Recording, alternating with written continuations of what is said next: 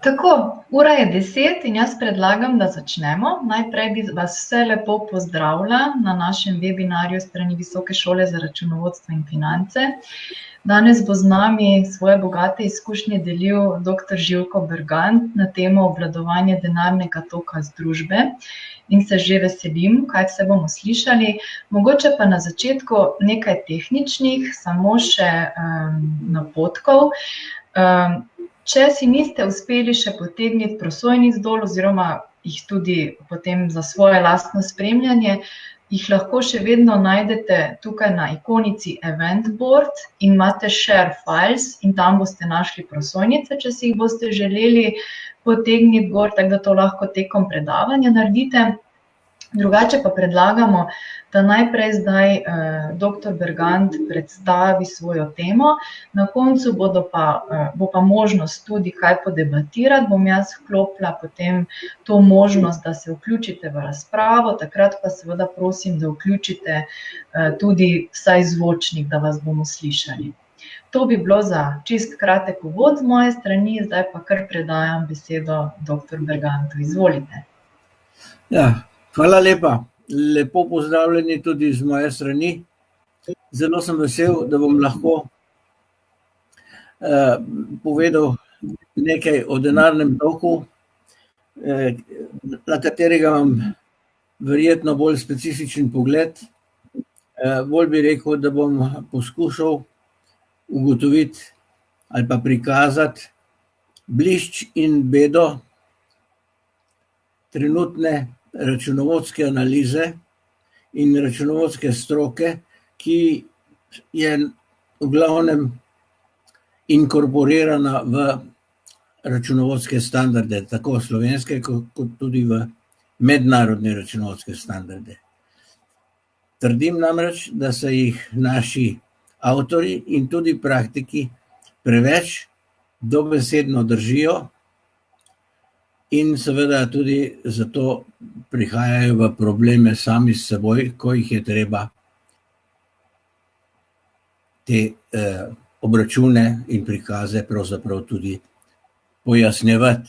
V praksi torej ocenjujem, da je izrazna moč teh denarnih tokov razmeroma zelo majhna, kar pomeni, da nimajo velikega vpliva na poslovno odločanje. Poglejmo, kaj pravzaprav je ta trenutek na razpolago. Tipični denarni tok, ki je seveda definiran kot prejemek minus izdatek, lahko tudi vsi prejemki minus izdatki. Potem imamo naložbeni denarni tok ali investment cash flow, ki pove, kakšen je pravzaprav učinek neke investicije, lahko je usmerjen tudi v današnjo vrednost, ki je podoben potem tretjemu, torej diskontirani denarni tok, ki se pa uporablja predvsem tudi dostikrat pri vrednotenju podjetja. Posebej je zanimiv razpoložljivi denarni tok oziroma free cash flow, ki ga predstavlja čisti dobiček za amortizacijo minus predvidene investicije v osnovna in obratna sredstva. Tudi to denarni tok je predvsem zavajajoč, kot bomo videli kasneje. Podobno zavajajoč je čisti denarni tok ali čisti, torej net cash flow, ki je skupek vsega, kar se dogaja v podjetju oziroma rezultat, ki se kaže na denarnem izidu, zlasti pa v okviru tistega dela, ki mu govorimo o denarnem toku iz poslovanja. Zato bomo ta kritični pogled v nadaljevanju nekoliko bolj razširili.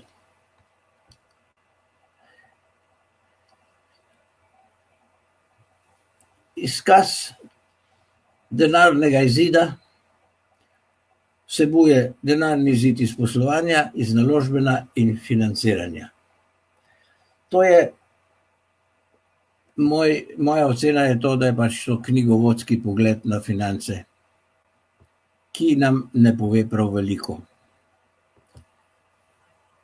Pa vendar je to v računovodskih standardih kot pomembna informacija prikazano.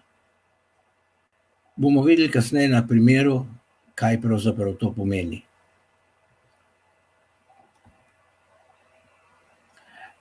Podobno je s čistim denarnim tokom, torej iz poslovanja ali operating cash flow, ki ga sestavljajo čisti dobiček plus nedenarni odhodki oziroma na kratko, kot primer amortizacija.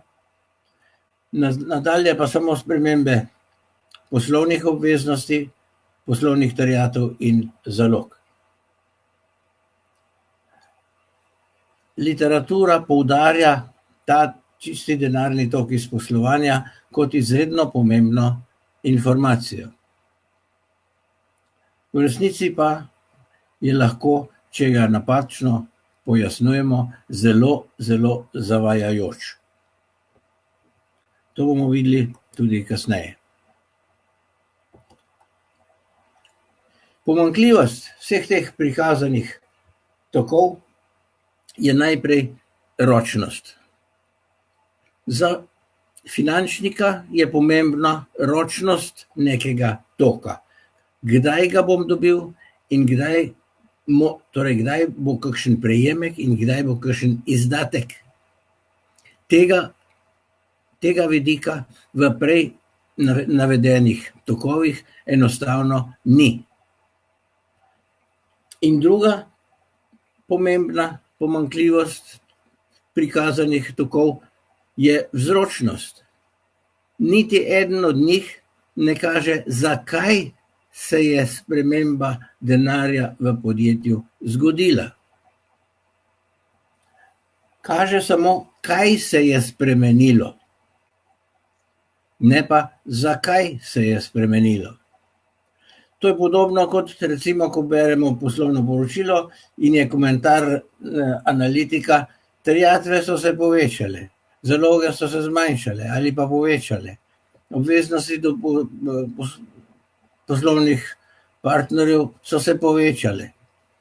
Jaz običajno našim študentom rečem, kaj jim je bilo nekoliko dolg čas, pa so se malo povečale ali so se malo zmanjšale. Taki stavki v poslovnem poročilu so prava katastrofa, ki ne prikazujejo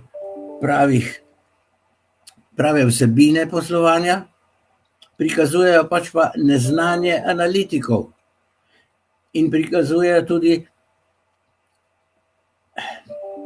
slab odnos do bralca oziroma poslušalca.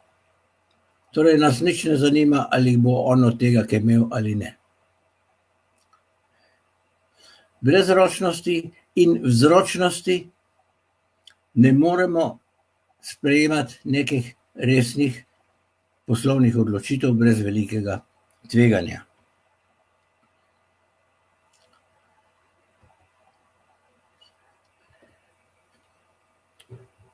Zato, da bi to obrazložil, sem poskusil narediti tole slikco. Na desni strani imate 7 kategorij. Trajni kapital, dolgoročne dolgove, dolgoročne terjatve, osnovna sredstva, zaloge, poslovne kratkoročne terjatve in poslovne kratkoročne obveznosti. To je 7 temeljnih področij poslovnih odločitev podjetja. Seveda, spremembe trajnega kapitala so lahko bilančne ali zunajbilančne, so lahko iz poslovanja ali iz rednega poslovanja in tako dalje, ampak to so še vedno odločitve o trajnem kapitalu. Če združimo informacije o trajnem kapitalu in dolgoročnih dolgovih, ali jih odplačujemo ali jih seveda najemamo, to so vse skupaj informacije o dolgoročnih virih financiranja. Drugi del so dolgoročne terjatve in osnovna sredstva, ker govorimo o dolgoročnih naložbah. Dolgoročne terjatve seveda so lastniške ali upniške in tako naprej, pri čemer sedanji računovodski standardi seveda nekoliko postavljajo neko mehke kriterije, kaj je dolgoročno in kaj ni dolgoročno, glede na nek namen, recimo zlasti pri vrednotenju oziroma evidentiranju finančnih inštrumentov. Ne glede na to, pa vidimo, da spremembe na dolgoročnih virih in dolgoročnih naložbah vplivajo na obratni kapital podjetja. Net working capital po angleško. To je temeljna definicija obratnega kapitala, na katero pozabljamo in na katero angleška literatura premalo poudarka daje, ker računamo vedno samo current ratios minus current liabilities, torej kratkoročne naložbe, torej current assets in current liabilities, torej razlika kot nek obratni kapital, vendar smatrajo, da so neka sredstva podjetja. V resnici pa je obratni kapital dolgoročni vir, kot vidimo. Do dolgoročnih virov smo všteli dolgoročne naložbe. In vse te odločitve vplivajo samo na dejanski obratni kapital podjetja.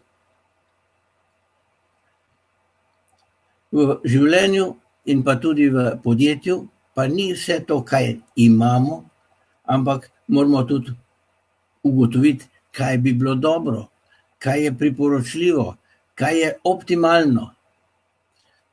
To se pravi, če nekaj imamo, obratni kapital dejanski, se moramo vprašati tudi, koliko bi bilo pa dobro, da ga imamo. Koliko je tisto, koliko rabimo dolgoročnih virov obratnih sredstev, torej obratnega kapitala, da bi bilo življenje podjetja znosno. Odgovor je v novi kategoriji, to je obratni kapital potrebni, ki ga imate tule na sliki. Potrebni obratni kapital pa ni več odvisen niti od dolgoročnih virov, niti od dolgoročnih naložb. Pač pa moramo si zamisliti, kje je še denar dolgoročno vezan v podjetju. In dolgoročno vezan denar je v zalogah in poslovnih kratkoročnih terjatvah. To so tiste terjatve, ki so samodejno spreminjajo z obsegom poslovanja. To se pravi spontaneous receivables. To je pojem, ki ga recimo Brigham v znani Bibliji osnove financ sploh ne uporablja. Pač pa uporablja drug pojem za poslovne kratkoročne obveznosti, govori o spontaneous liabilities. Vendar, kot vidimo, denar ni vezan samo, oziroma denar ne dobivamo samo iz teh obveznosti, ampak tudi ga nalagamo v zaloge in terjatve.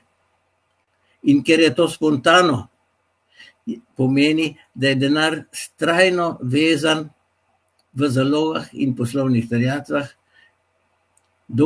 oziroma v znesku, kolikor ga nam ne financirajo poslovne obveznosti.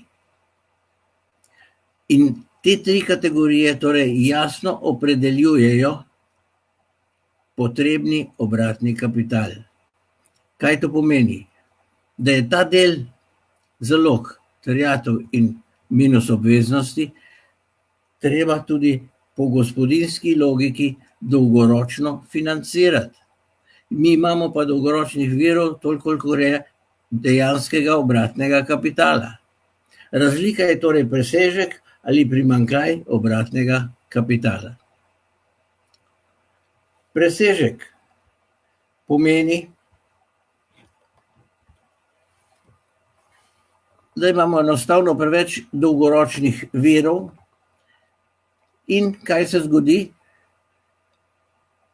ker jih ne rabimo angažirati v zaloge terjatve ali pa v osnovna sredstva, če ne bomo investirali, se ta višek nalaga na transakcijskem računu. V tem primeru seveda nimamo nobenega problema s plačilno sposobnostjo.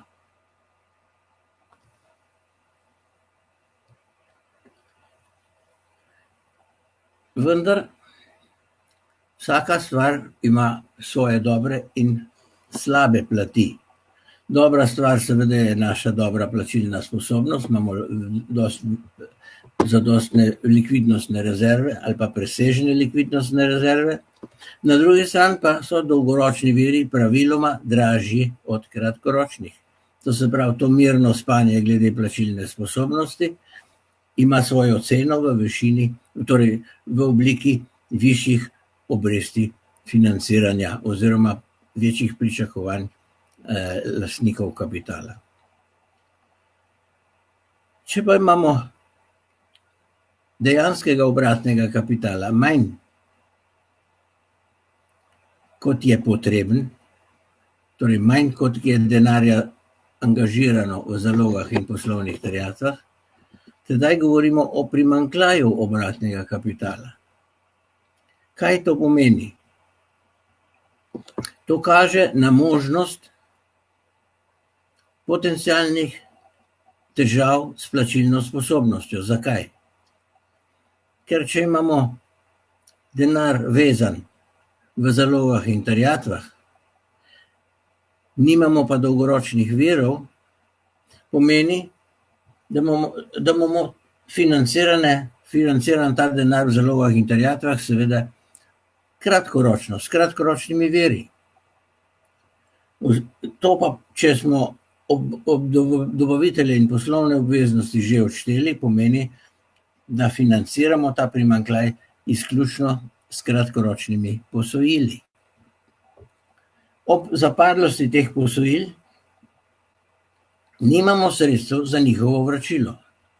Če imamo torej 10 milijonov negativnega oziroma primanjkljaja obratnega kapitala, pomeni, da teh 10 milijonov nismo sposobni vrniti, ker je denar angažiran v zalogah in terjatvah.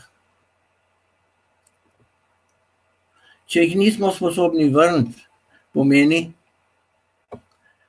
da smo prisiljeni obnavljati kratkoročna posojila. Pri obnavljanju kratkoročnih posojil pa veste, da nastaja tveganje. Ali nam bodo obnovili, pod istimi pogoji, ali pa celo, oziroma nastajajo s tem obnavljanjem tudi dodatni stroški. To tveganje se kaže zlasti v razmerah krize. Pretekla finančna in gospodarska kriza je to pokazala v obliki kreditnega krča. Banke kar naenkrat niso želele ali niso pristale na to, da bi obnavljale kratkoročna posojila in podjetja so bila v težavah. Podobno se bo lahko zgodilo tudi v sedanji krizi ali pa se tudi že marsikje dogaja. Torej, primanjkljaj obratnega kapitala kaže na potencialno možno kapitalsko neustreznost podjetja. Ko po zakonu o finančnem poslovanju podjetje ne razpolaga z zadostnimi dolgoročnimi viri financiranja.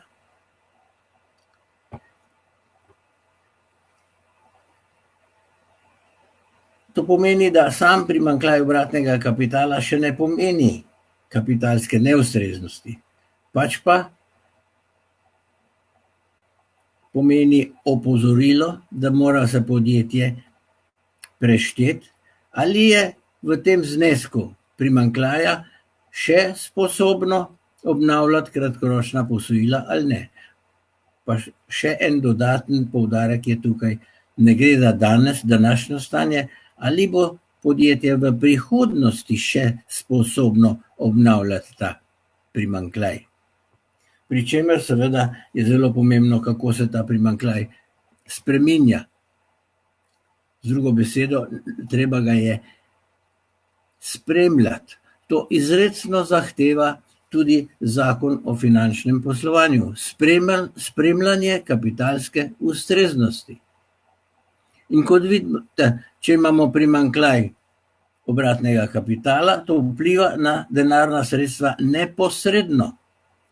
Kajti denarja nam bo zmanjkalo, pomeni, se moramo kratkoročno zadolžiti. Če imamo presežek, pa lahko ta presežek nalagamo v kratkoročne finančne naložbe. Slika torej kaže neposredni vpliv kapitalske ustreznosti na spremembo denarnih sredstev. Kaj še pove? Sprememba na transakcijskem računu je izključno in samo odvisna od spremembe kapitalske ustreznosti in seveda, kako telovadimo na transakcijskem računu s kratkoročnimi finančnimi naložbami, kajti kratkoročna posojila so izsiljena. Z drugo besedo, poudaril bi rad, da kratkoročne obveznosti podjetja sestavljajo samo kratkoročna posojila in poslovne kratkoročne obveznosti, torej obveznosti iz poslovanja.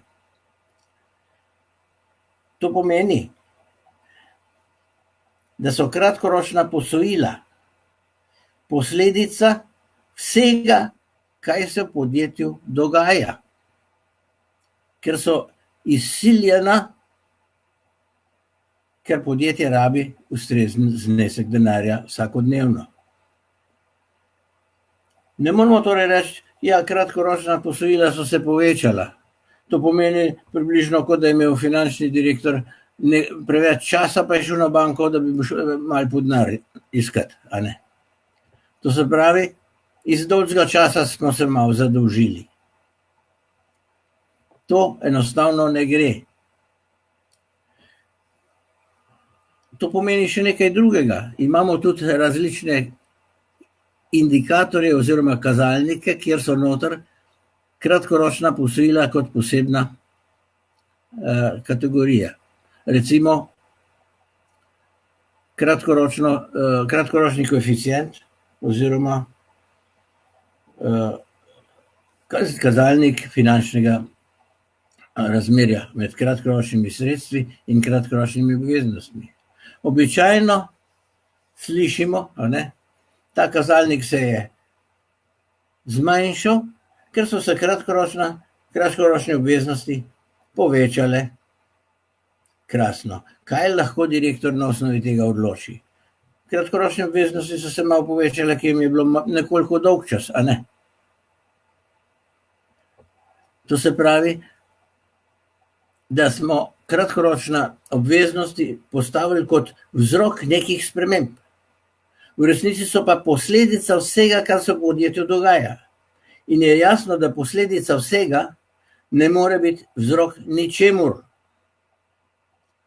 To se pravi, so vsa pojasnila kratkoročnega koeficienta popolnoma zgrešena, pa ne samo zgrešena, ampak pomenijo pomembne dezinformacije.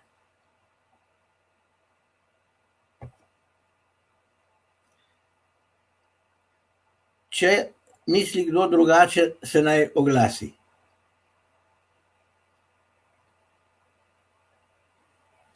Bom zelo vesel, če bom dobil kdaj tudi napisano, kje sem se tukaj pri teh trditvah zmotil.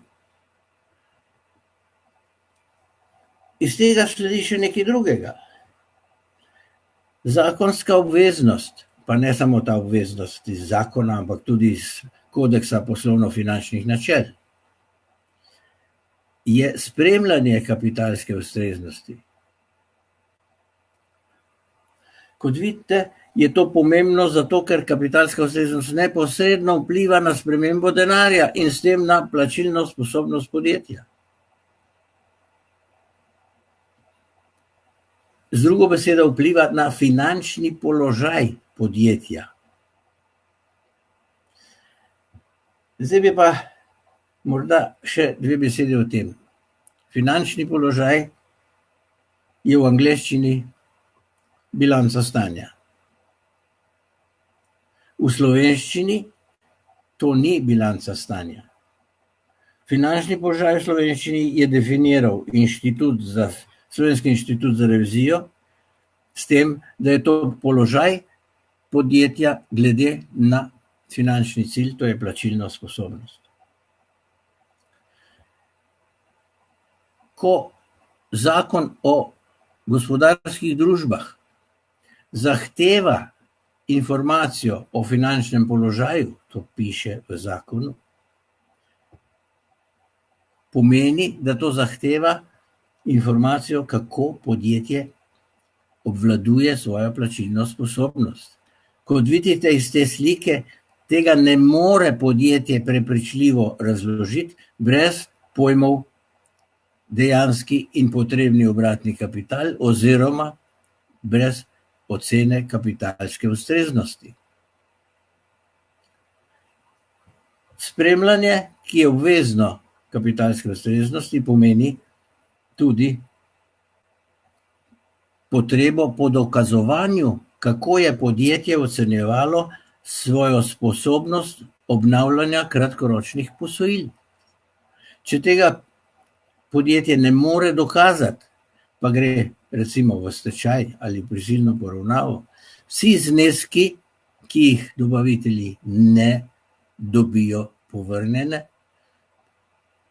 predstavljajo materialno odgovornost poslovodstva. Le to bi moralo dokazati, da je svojo kapitalsko ustreznost spremljalo. Kako bo to dokazal, če sploh ne spremlja svojega dejanskega in potrebnega obratnega kapitala? Revizorji dajejo mnenje na poslovno poročilo in govorijo tudi o finančnem položaju. Kako lahko sploh revizor o tem govori, če ne vidi, da poslovodstvo to tudi dejansko spremlja?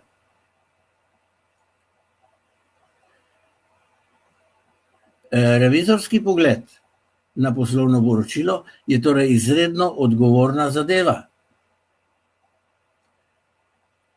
Revizor, ki ne ugotovi, da ima presežek oziroma da ima podjetje primanjkljaj obratnega kapitala in da ta primanjkljaj visoko raste in da je recimo predstavlja že tak in tak velik odstotek vseh dolgoročnih virov, ta revizor se izpostavlja tveganjem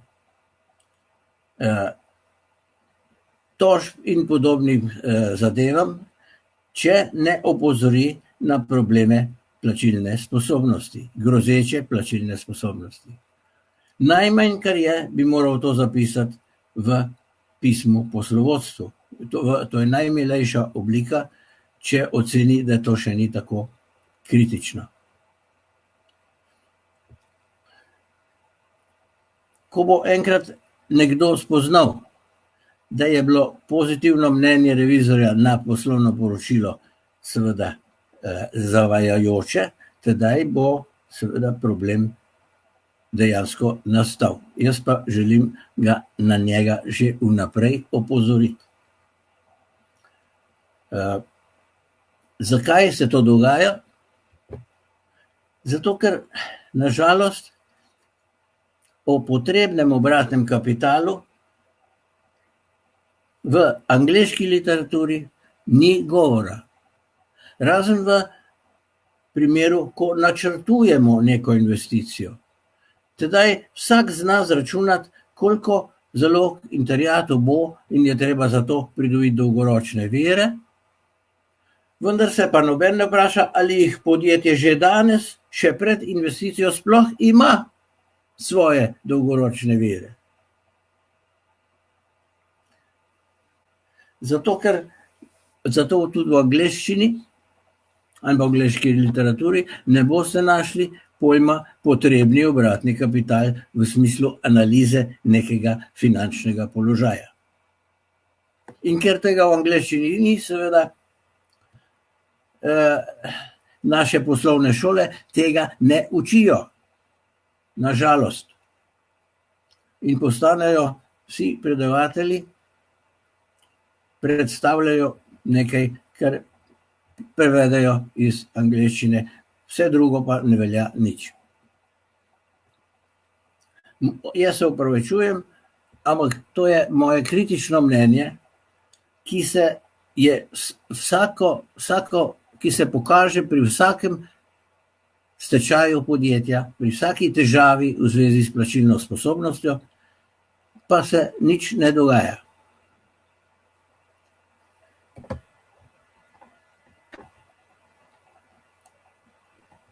Tule sem poskusil dati primer, praktični primer, kjer primerjam denarne tokove iz poslovanja, naložbenja in financiranja z prejšnjo sliko. Poglejmo podrobneje. Čisti dobiček in amortizacija 2.700.000. Zaloge so se povečale za 1.600.000, poslovne terjatve za 2.500.000 in poslovne obveznosti so se povečale za 487.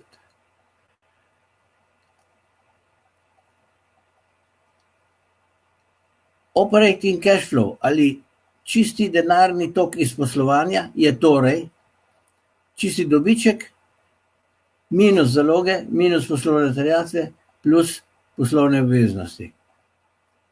Oziroma 903.000. To je tako imenovani operating cash flow, torej čisti tok, čisti denarni izid iz poslovanja ali pa čisti tok iz poslovanja. Kaj to pomeni?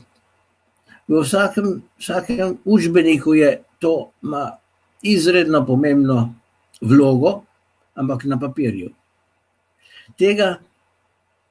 Od tega nimamo nič, če ga ne znamo pravilno pojasniti.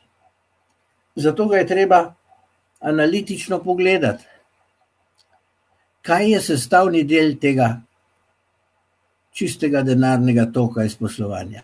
Najpomembnejši je gotovo dobiček z amortizacijo, ker čisti dobiček pomeni po odbitku seveda davku. Ta dobiček pomeni dolgoročni dodatni vir financiranja. Na drugi strani pa imamo zaloge, terjatve in obveznosti, ki pa ne pomenijo dolgoročni dodatni vir, ampak pomenijo samo dodatno potrebo po dolgoročnih virih.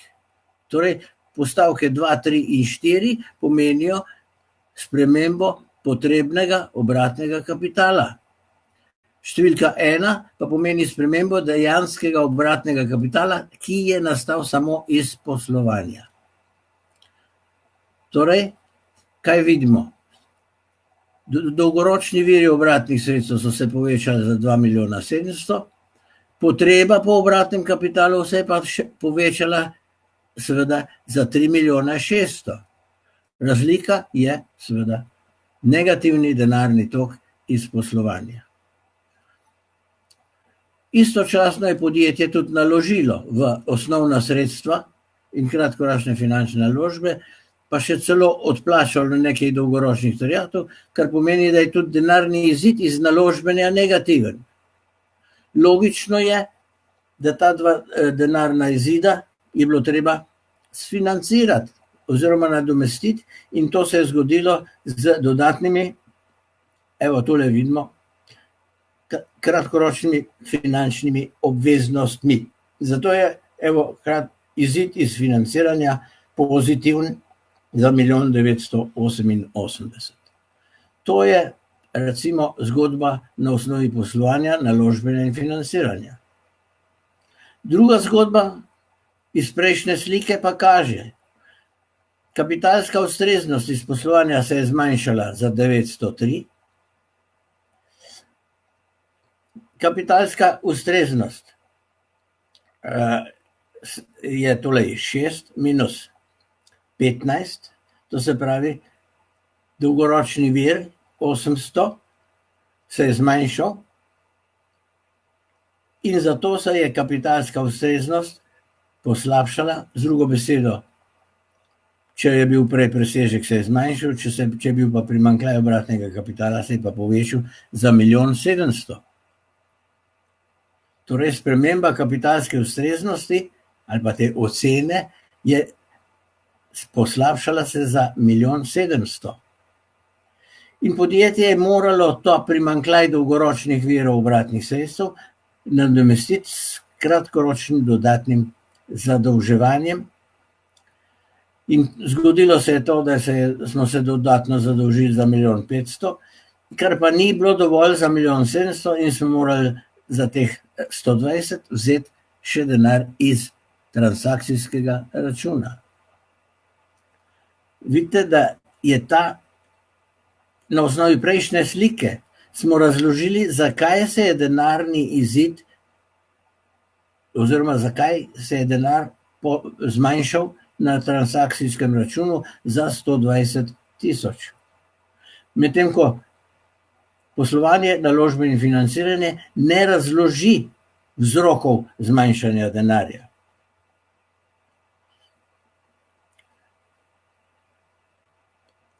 Očitno je takale slika, ki upošteva vse te tri področja, poslovanje, naložbe in financiranje, vključno s sliko kapitalske ustreznosti, najbolj celovit pogled na gibanje denarja v podjetju.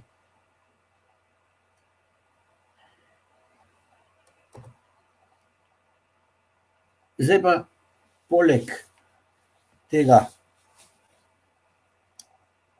praktičnega primera lahko zdaj to spravimo seveda tudi v enačbe in vidimo, da je denar odvisen od dejanskega obratnega kapitala, potrebnega obratnega kapitala, kratkoročnih posojil in kratkoročnih finančnih naložb. Z drugo besedo, denar je odvisen od kapitalske ustreznosti, ker če ta ni zadosta, se moramo kratkoročno zadolžiti. To je temeljni vzrok spremembe denarja.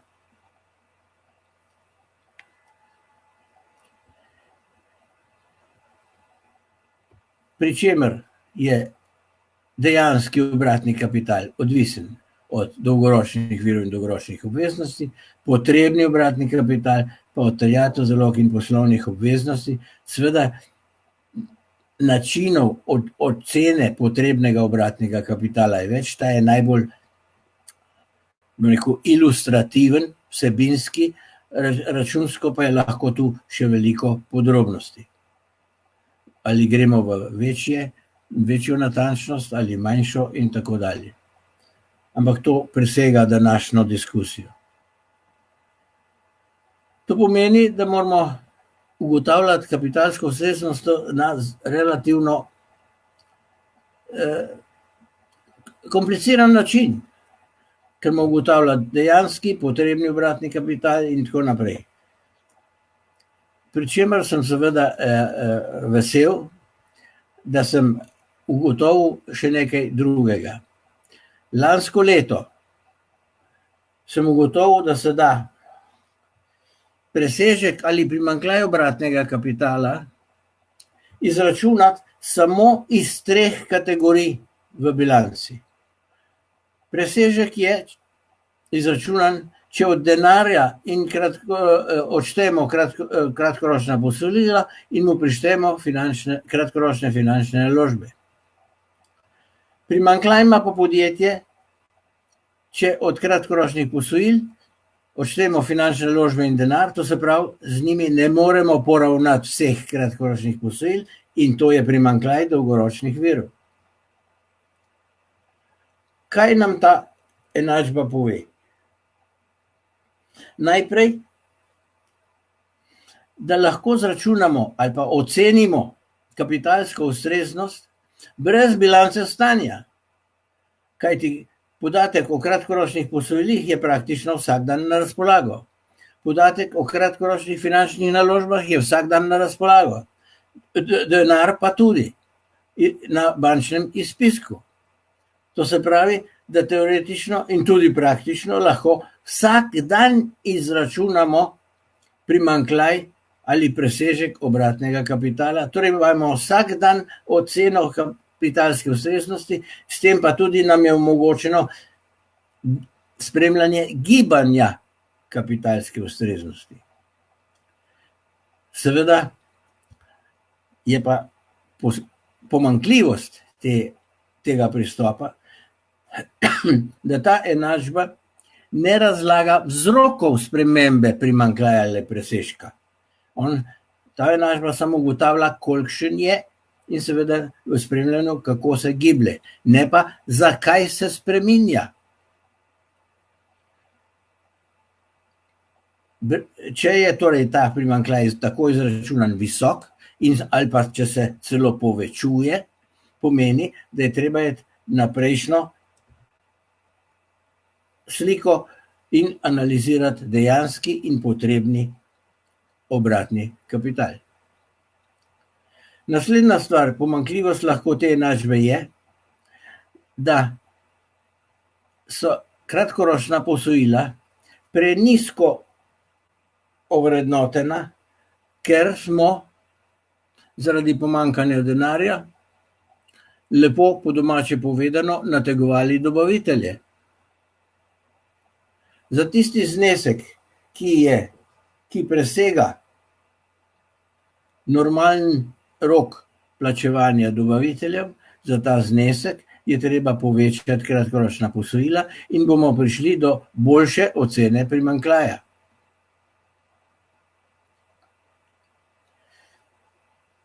To pomeni, da lahko s pomočjo tega modela popolnoma enostavno izpolnimo zakonsko dolžnost spremljanja kapitalske ustreznosti.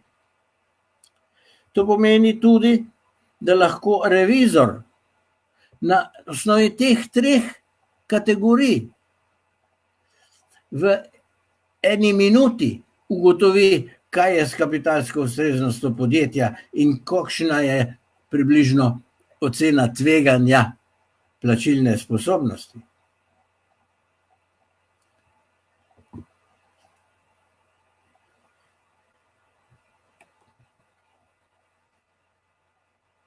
Še enkrat dajem to sliko ravno zaradi tega, ker je tako enostavna, da lahko vsak analitik, pa tudi revizor, lahko razloži poslovodstvu podjetja, kaj pomeni sprememba denarja, kaj pomeni sprememba kapitalske ustreznosti.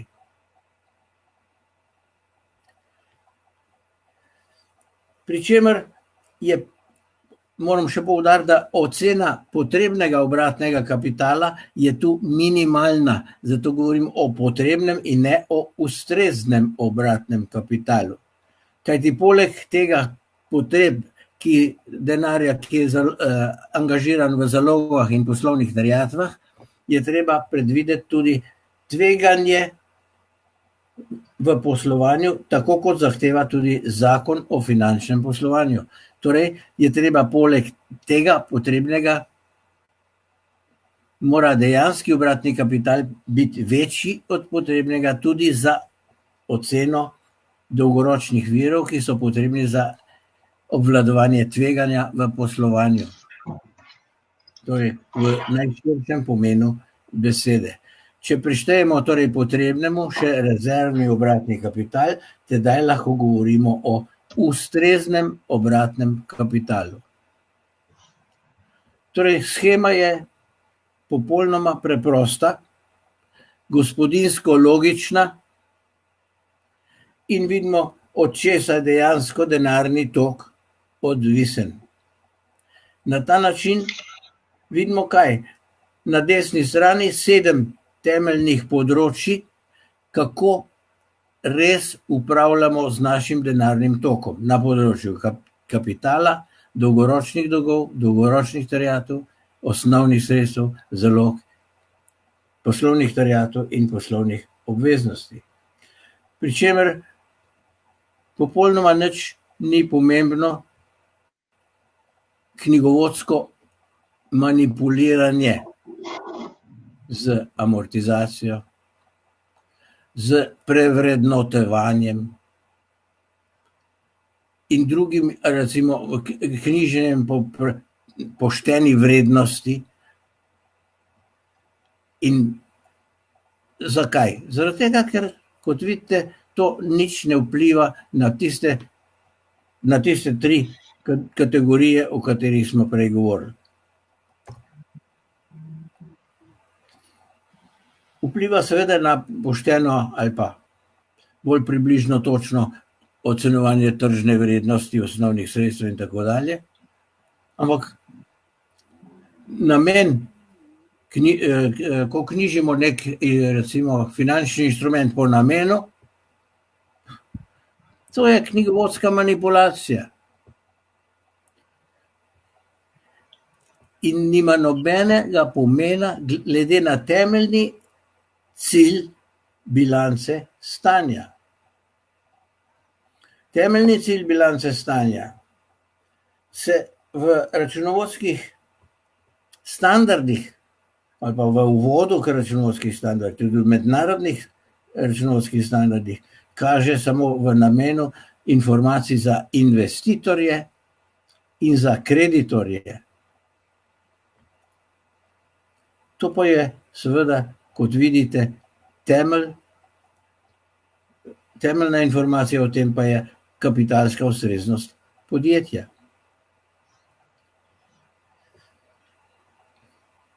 Še nekaj.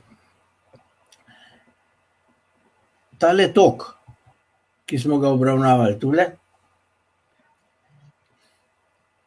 je torej tisto, kar pravzaprav grem še nazaj, tole, dolgoročni viri minus dolgoročne naložbe in minus potrebni obratni kapital. Če tole odštejemo, vidimo, da smo uporabili popolnoma vse postavke iz bilance stanja. Z drugo besedo, uporabili smo denarni tok po posredni metodi. Posredna metoda je tista, ki je največkrat uporabljena pri izdelavi izkaza denarnega izida. Istočasno pa vsi standardi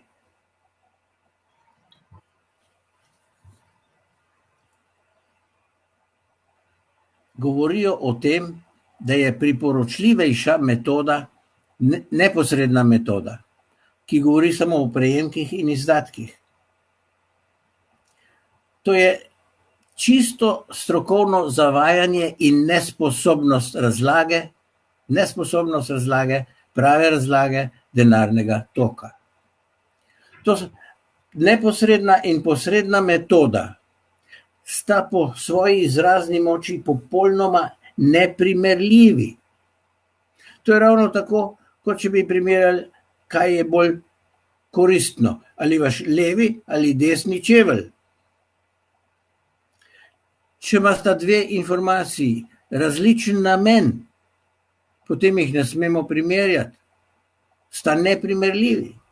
Kajti informacija denarnega izida po neposredni metodi, samo torej prejemki in izdatki, ima svoj pomen, ko recimo načrtujemo prejemke in izdatke in vidimo, da bo tekoča plačilna sposobnost še kar v redu.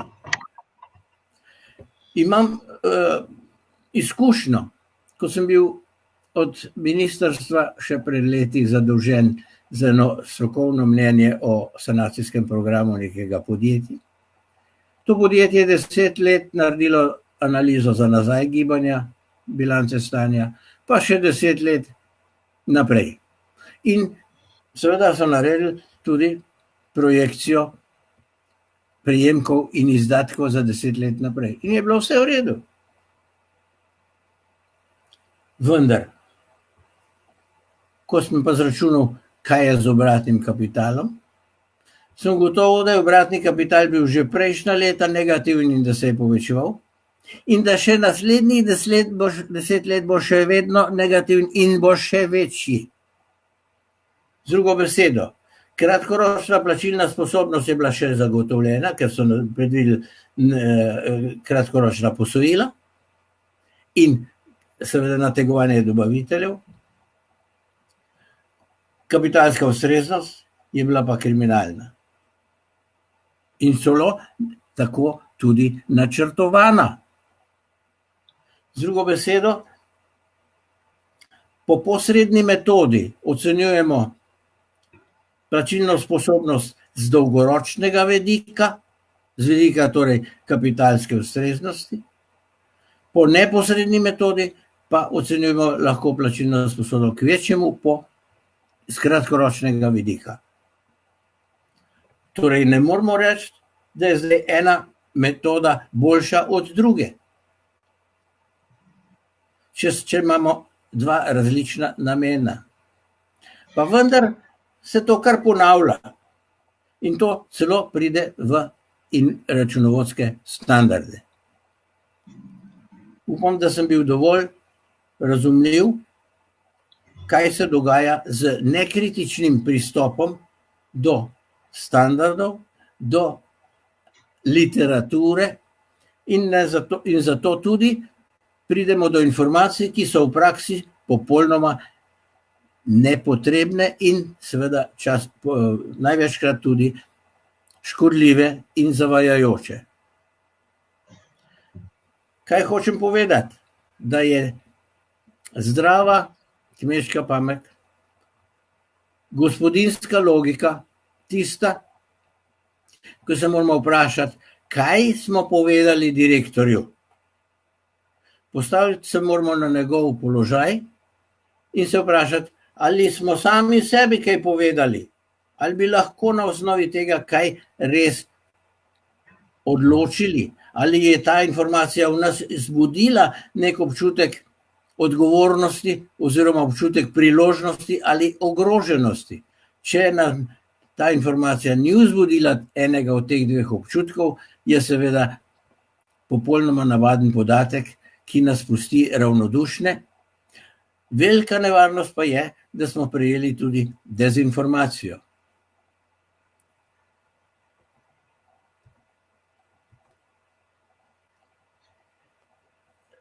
Pustil sem še 5 minut za kritične odzive na moja izvajanja. Sicer se vam zahvaljujem za pozornost in upam, da sem s tem provokativnim pristopom vzbudil vsaj nekaj razmišljanj, ki jih boste doma lahko bolj v primernem času bolj razdelali in izoblikovali tudi svoj pogled na zadevo. Lepo vas pozdravljam, sicer pa sem pripravljen na vsaka vprašanja. Ja, gospod Živko, tukaj se je nabralo kar nekaj vprašanj v čatu, pa jih bom jaz prebrala, pa boste potem odgovarjali, pa tudi lahko se posamezniki zdaj, ko si vključite kamero ali pa vsaj zvočnik, potem sodelujete. Najprej je Darko vprašal, ko ste omenjali kratkoročna posojila, ste verjetno mislili kratkoročne obveznosti do bank, ker kratkoročna posojila imamo tudi v kratkoročnih finančnih naložbah. Predvidevam, da je KFN kratkoročne finančne naložbe. Ja, posojila so prejeta posojila. Dana posojila seveda so kratkoročne finančne naložbe, absolutno. Da se ne bi narobe razumeli. Okay? Ja. Potem je Helena vprašala, kakšna je vloga obratnega kapitala, kot ste ga razložili v, na primer, zavarovalnicah.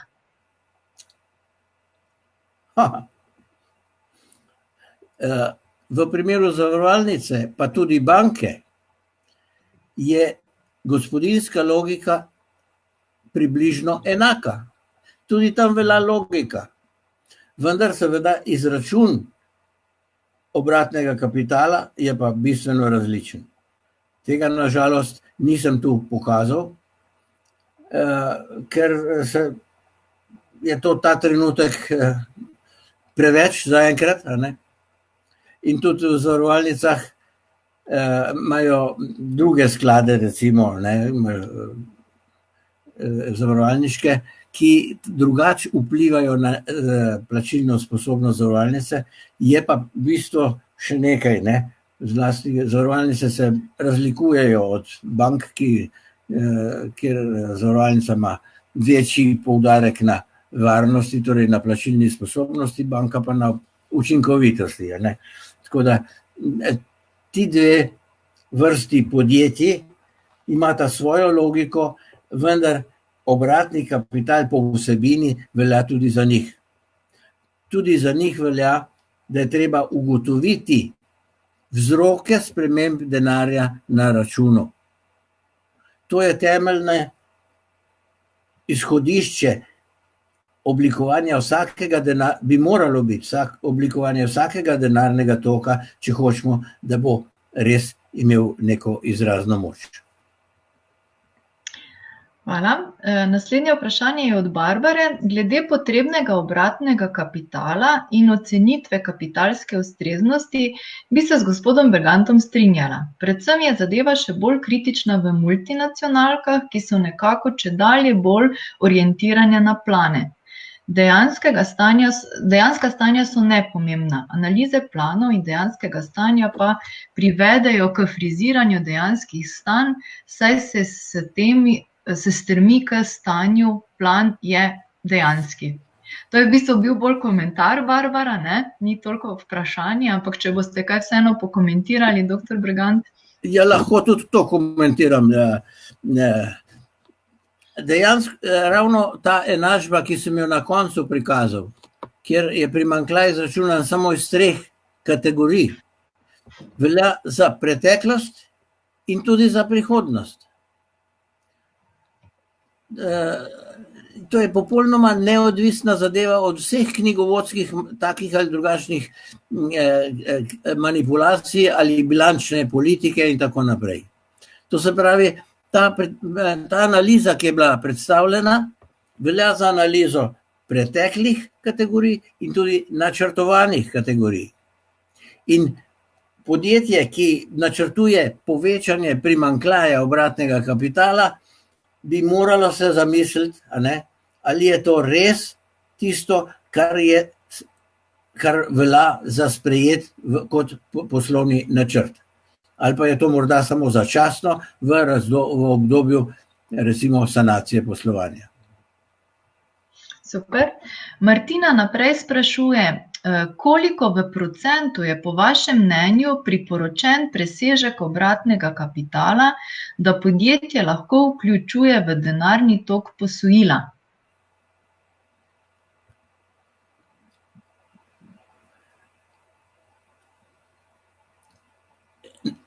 Neposrednega odgovora v odstotkih ni. Z drugo besedo,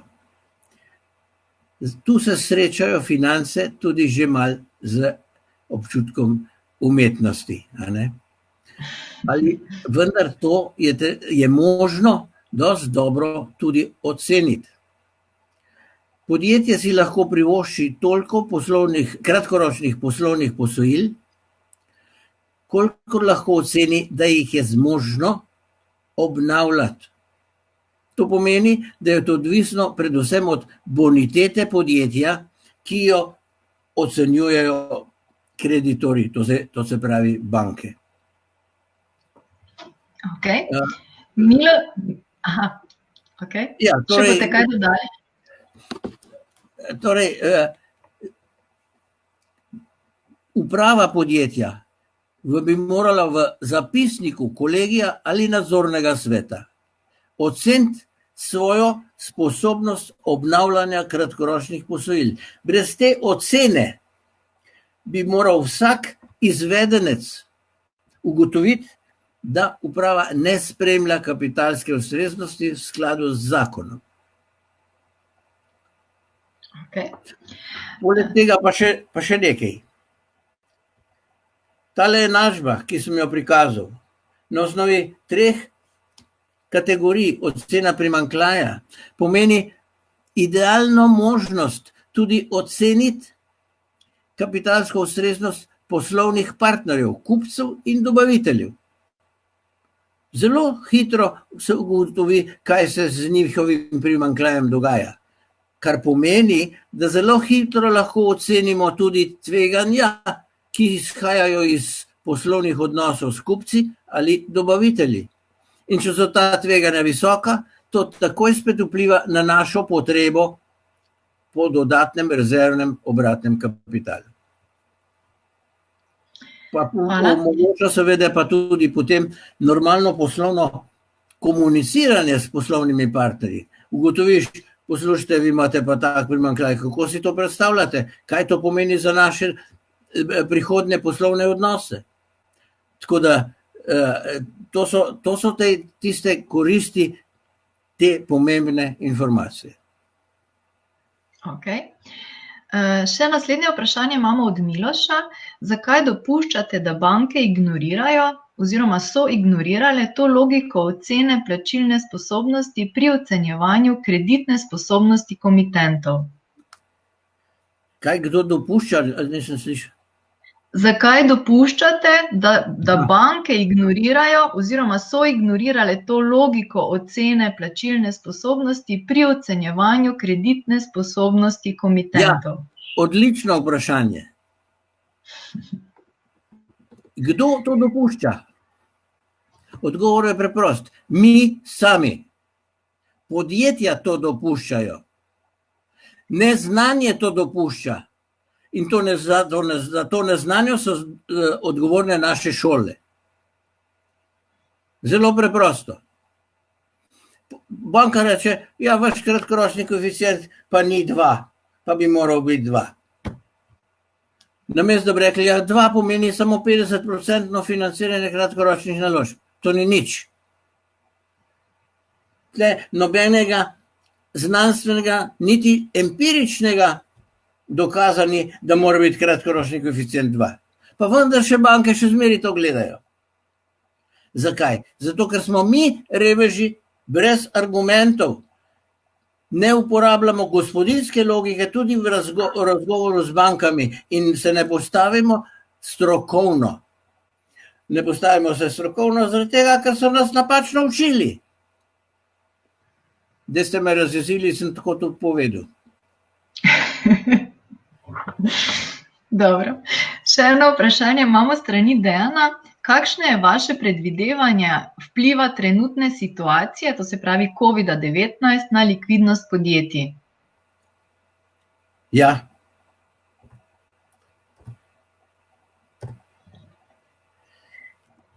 Kako bo to vplivalo na likvidnost podjetij, kaže tale slika. Ne more drugače kot na ta način. Vplivalo bo lahko na spremembo kapitala, če bomo imeli izgubo. Vplivalo bo na dolgoročne dolgove, ki jih ne bomo mogli obnavljati, ali jih pa sploh ne bomo mogli dobiti. Čeprav je tu so zajete tudi recimo dolgoročne obveznice in tako naprej. Vplivalo bo na to, da bomo morali unovčiti vse svoje dolgoročne terjatve, tam, kjer se jih da. Vplivalo bo na to, da bomo morali preveriti, ali so res vsa naša osnovna sredstva potrebna, ali bomo morali v dezinvestiranje. Vplivalo bo na to, da bomo morali optimirati naše zaloge, tako pri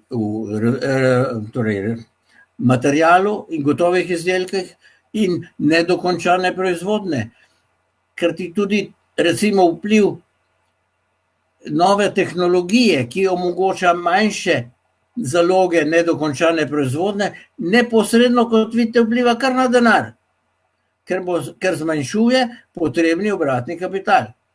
To se pravi, ukrepi za likvidnost so spet in samo na teh 7 področjih in prepuščeni specifičnosti dejavnosti, podjetij in sposobnosti seveda poslovodstva. Super. Zdaj pa na koncu prihajajo še zahvale, odličen seminar, iskrena hvala, najlepša hvala za dobrodošle informacije, lep dan. S tem nekako sklepam, da so vprašanja vse delno izčrpana za danes in se tudi jaz lepo zahvaljujem dr. Živku Bergantu za to res izčrpno predstavitev. Vas pa vse lepo vabim, da nas spremljate, naše seminarje, naše webinarje, konference na naši spletni strani Visoke šole za računovodstvo in finance. Lepo vabljeni tudi na informativni dan, mogoče najdete kakšne informacije še za nadaljnja izobraževanja in priložnosti. Tako, Ja. hvala potem. Hvala Se še vi, lepa. doktor? Hvala Ja, lepa tako. vsem in tudi za vašo pozornost in za vprašanja in bodite zdravi. Tako, tudi s to jaz to željo zaključujem in lep pozdrav vsem. Nasvidenje. Vabimo vas, da spremljate prihajajoče seminarje na naši spletni strani.